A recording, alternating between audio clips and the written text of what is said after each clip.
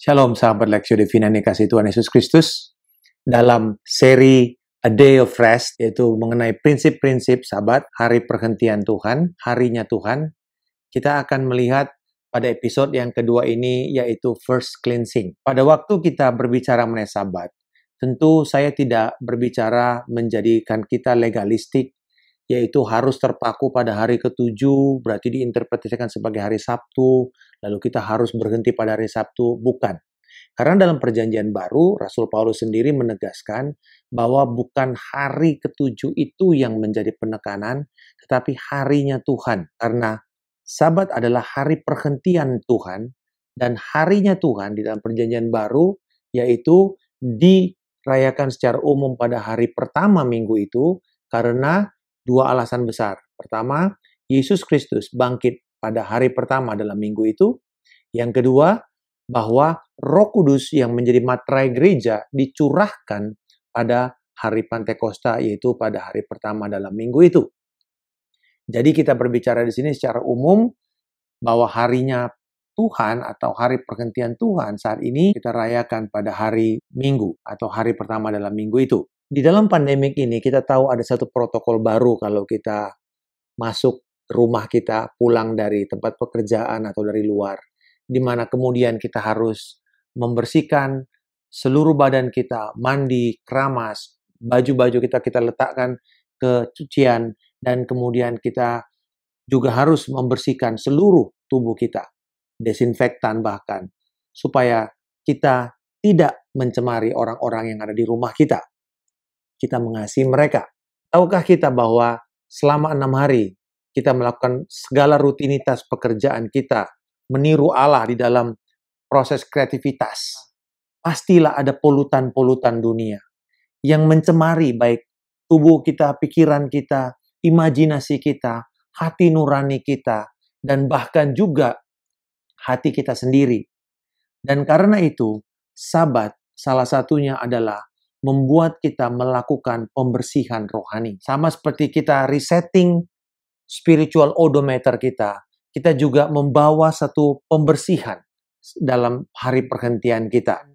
Karena Tuhan sudah menguduskan hari ini dan menetapkan ini sebagai hari di mana Dia memberkati, maka bagi Dia ini juga adalah momen di mana kita bisa mengalami pengudusan Allah. Apa yang akan kita lihat di dalam pembersihan rohani kita? Yang pertama, bahwa di hari Tuhan kita menyembah Dia bersama dengan orang percaya lainnya. Menyembah Allah berarti menghormati Allah, bukan sekedar menyanyi. John MacArthur mengatakan, penyembahan adalah seluruh keberadaan kita merespon dengan benar akan seluruh keberadaan Allah. William Temple juga menegaskan lagi dengan satu definisi indah. Menyembah adalah menggugah hati nurani lewat kekudusan Allah, memberikan makan pikiran kita dengan kebenaran Allah, membersihkan imajinasi kita dengan keindahan Allah, membuka hati kita kepada kasih Allah, dan mengabdikan kehendak kita kepada tujuan Allah. Penyembahan terjadi pada saat kita menyadari betapa besarnya Allah itu dan betapa kecilnya kita ini pada saat yang bersamaan. Inilah cara pembersihan rohani yang pertama dan terutama, yaitu menyembah Tuhan. Sabat itu juga berarti kita mengkhususkan diri kita dan perhatian kita kepada Allah, seperti Allah sudah menyediakan waktunya kepada kita. Coba bayangkan bila Presiden Republik Indonesia memberikan 1 hari kerjanya untuk menemani kita sepanjang hari itu, dari mulai mungkin jam 6 pagi sampai dengan jam 10 malam. Beliau memberikan waktunya kepada kita. Bukankah kita merasa kita sangat terhormat, sangat dihargai, sangat spesial? Tahukah sahabat Lexio Divina, bahwa itulah yang Tuhan rindukan setiap kali kita masuk ke dalam hari perhentiannya. Dia menginginkan, karena kita betul-betul dikasihi oleh Dia. Yang kedua, cara pembersihan rohani itu adalah lewat menerima pengajaran firman Tuhan. Alkitab berkata bahwa kita dibersihkan dan disucikan dengan kebenaran, dan firman Kristus adalah kebenaran itu sendiri. Di dalam pertemuan ibadah bersama dengan orang percaya lainnya, kita menerima pemberitaan firman Tuhan yang menguduskan imajinasi kita, yang menguduskan dan memberi makan pikiran kita. Dan ini juga membuat gereja menjadi begitu serius untuk menggembalakan jemaatnya. Dan pertama sekali tanggung jawab penggembalaan yang sehat dan alkitabiah adalah dengan memberikan makan jemaat secara rohani, dengan memberitakan firman Tuhan yang akurat, tetapi praktis dalam memperlengkapi setiap orang untuk melakukan pekerjaan pelayanan yang Tuhan sudah siapkan kepada mereka, baik di gereja maupun di dalam dunia sehari-harinya mereka. Pemberitaan firman yang akurat dan praktis untuk memperlengkapi jemaat. Itu yang akan membersihkan pikiran kita dan kerohanian. Yang ketiga, bahwa kita membersihkan dari polutan rohani dengan kita berdoa dan memecah-mecahkan roti. Dengan kata lain, kita mengambil perjamuan kudus. Di dalam Kisah Rasul 2 ayat 42 sampai dengan 46, jemaat mula-mula merayakan hari Tuhan itu dengan mereka bertekun di dalam doa dan memecahkan roti. Ini juga adalah sarana di mana kita mengizinkan Roh Kudus memeriksa hati kita. Apakah ada nurani kita yang salah, yang tidak beres?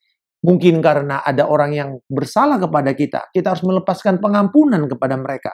Atau juga kita memohonkan pengampunan kepada Tuhan atas segala kesalahan yang kita lakukan, baik itu yang kita sengaja, atau yang kita sadari, maupun yang kita tidak sadari dan kita tidak sengaja.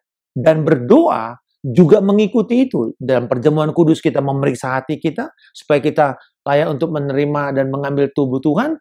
Tetapi juga di dalam berdoa merupakan persiapan dalam penyembahan. Dan juga berdoa membakar hati kita untuk kita senantiasa rindu akan hadirat Tuhan.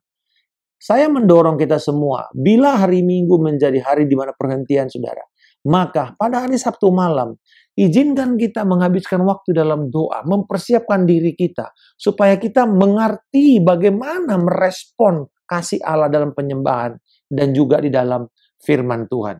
Dan yang terakhir, bahwa kita mengalami pembersihan dan polutan rohani dengan kita bersekutu dengan orang percaya. Karena Sabat bukan hanya untuk mengasihi Tuhan, betul kita menghormati Tuhan dan kita menyembah Dia dan memberikan kasih kita kepada Allah. Tetapi juga ibadah itu harus membawa manfaat kepada orang lain di sekitar kita. Inilah sarana pengudusan kita, yaitu menjadi berkat kepada sesama kita. Dengan pelayanan, dengan persekutuan dengan mereka, saling menguatkan, saling mendorong, saling mendoakan, saling membangun. Dan saat kita menghormati kekudusan Allah dan kekudusan hari, kita akan bersemangat di dalam mempersiapkan diri kita dan mengizinkan Tuhan menguduskan kita dari polutan-polutan rohani. Saya akan tutup dengan janji Tuhan di dalam Yesaya 58 ayat 13 dan 14. Pada dasarnya, bahwa ayat ini mengatakan, bila kita tidak menginjak-injak Sabat itu, artinya kita tidak memfokuskan diri kepada diri kita sendiri dengan urusan-urusan kita, dan kita membuat hari Sabat itu sebagai hari kenikmatan dan hari Tuhan yang mulia, hari kenikmatan, kita enjoy relasi kita dengan Tuhan, relasi kita dengan keluarga, relasi kita dengan sahabat-sahabat orang percaya lainnya. Kita menikmati dan membuat hari Tuhan sebagai hari yang nikmat. Dan kita menghormati Dia dengan tidak menjalankan segala acara, rutinitas kita, mengurusi urusan-urusan, dan berkata omong kosong. Artinya kita menghabiskan waktu tanpa tujuan atau dengan percuma. Maka ayat 14 dikatakan, engkau akan bersenang-senang karena Tuhan. Ada sukacita yang akan kita dapatkan dari pengudusan dan pembersihan rohani. Dan Tuhan akan membuat kita melintasi puncak-puncak bukit di bumi dengan kendaraan kemenangan. Ini berbicara mengenai the joy of salvation. Sukacita dari keselamatan kita. Bahwa pada waktu kita merayakan Kristus di dalam hari pergantian Tuhan, di dalam harinya Tuhan, pada hari pertama minggu itu, maka kita juga akan mengalami kemenangan rohani. Itu janji Tuhan. Dan juga dikatakan, aku akan memberikan makan engkau dari milik pusaka Yakub, bapa leluhurmu. Sebab mulut Tuhanlah yang mengatakan. Berarti yang kedua, kita mendapatkan keberkatan, kita mendapatkan kemakmuran, kita mendapatkan pemeliharaan Tuhan. Dan saya percaya inilah yang menjadi berkat yang Tuhan sediakan kepada kita. Kemenangan dan juga pemeliharaan Tuhan.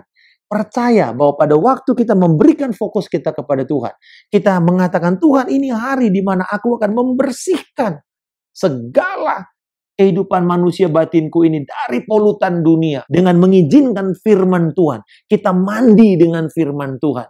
Di dalam Efesus pasal yang kelima, Kristus sebagai mempelai memurnikan, memandikan kita dengan firman, dengan perkataannya.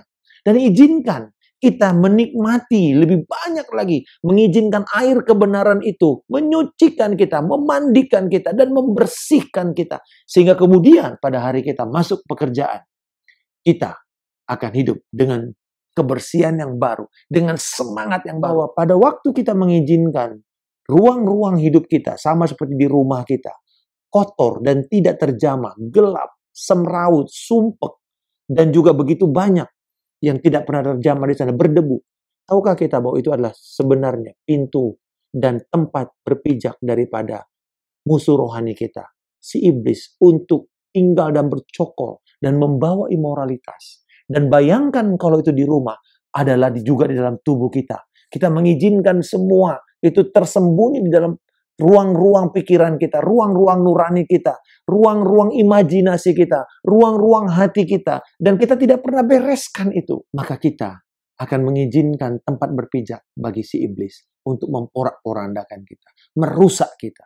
Hari perhentian Tuhan adalah hari di mana kita bisa membersihkan, membuat segala sesuatu menjadi rapih kembali.